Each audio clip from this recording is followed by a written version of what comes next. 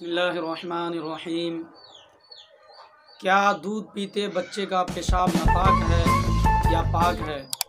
इसी तरह दूध पीते बच्चे का कै जो होता है यानी उल्टी, वो नापाक होता है या पाक होता है? इसके बारे में शरीयत का क्या हुक्म है?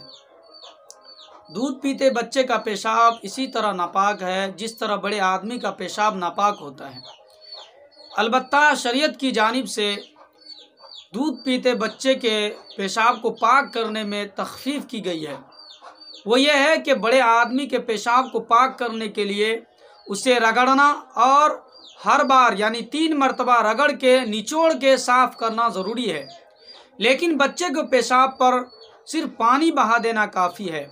मुस्लिम शरीफ की रिवायत है कि रसूलुल्लाह सल्लल्लाहु अलैहि वसल्लम के पास एक बच्चा लाया गया और उस बच्चे ने रसूलुल्लाह सल्लल्लाहु अलैहि वसल्लम के गोद में पेशाब कर दिया। हुज़ूर सल्लल्लाहु अलैहि वसल्लम ने पानी मंगाया और उस पर बहा दिया।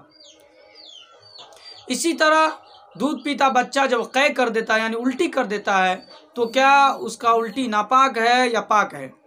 इसके बारे में शरीयत का यही हुक्म है कि उसका कै अगर मुंह भर के हुआ है तो वो नापाक होगा, उसे साफ़ करना ज़रूरी होगा।